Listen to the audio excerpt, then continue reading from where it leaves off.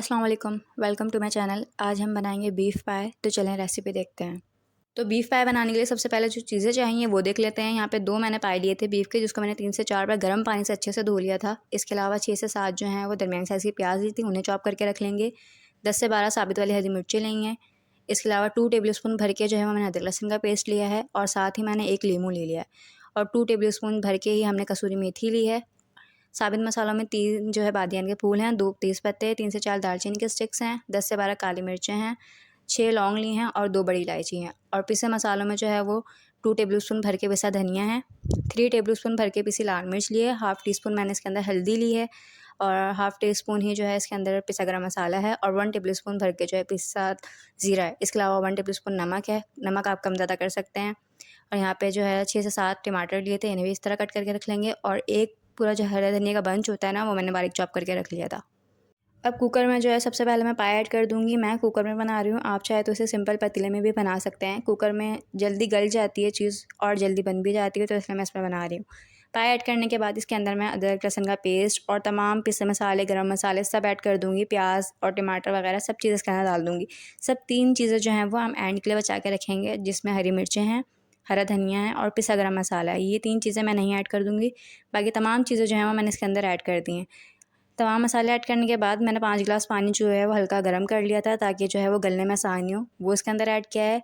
And में कसूरी मेथी add की है। अब कुकर को मैं अच्छे से बंद करके 40 टू 45 मिनट के लिए छोड़ दूँगी। तो चलें, पाए को पकते हुए तकरीबन 45 टू 50 मिनट्स हो चुके हैं, और अब मैंने कुकर को खोल लिया है। तो ये देखें, अब इसकी भुनाई करनी है, तो हम इसे जो है पतीले में ट्रांसफ़र कर लेते हैं। तो ये देखें, यहाँ पे मैंने जो है वो पाए का सालन को ट्रांसफ़र कर लिया पतीले के अंदर, ताकि यहाँ पे अच्छे से मैं इसकी भुनाई कर सकूँ। एक बात यहाँ पे मैं आपको क्लियर करती चलूँ, इसके अंदर जो है वो ऑयल बिल्कुल भी नहीं डलेगा, क्योंकि ऑलरेडी पाए के अंदर इतनी चिकनाई होती है, उसका ही इतना ऑयल निकल आता है। तो प्लीज़ इसके अंदर एक्स्ट्रा ऑयल मत ऐड कीजिएगा। बस अब इस पॉइंट पर जो है वो हम इसकी अच्छे से भुनाई करेंगे, ताकि जो टमाटर और प्याज हैं ये भी अच्छे से इसके अंदर मिक्स हो जाए। तो ये देखें, यहाँ पर जो है मैंने 10 से 15 मिनट तक अच्छे से पाए की भुनाई कर ली थी, और ऑयल भी देखें, आपको नज़र आ रहा होगा, ऑयल भी सेपरेट होना स्टार्ट हो चुका है, और जो हमारे टमाटर और प्याज वगैरह थोड़े बहुत नज़र आ रहे थे वो भी अच्छे से मैश हो चुके हैं। तो हमारा सालन जो है वो तो ऑलमोस्ट डन है। अब इस पॉइंट पे जो है वो हम इसके अंदर बाकी चीज़ें ऐड करेंगे, जिसमें मैंने पिसा गरम मसाला लिया था वो इसके अंदर ऐड कर देंगे। साबित वाली हरी मिर्चें ली हैं, इसको बीच में से आप कट लगा के वो ऐड कर दीजिएगा इसके अंदर। इसके अलावा हरा धनिया जो हमने बारीक चॉप करके रखा था वो हम इसके अंदर ऐड कर देंगे।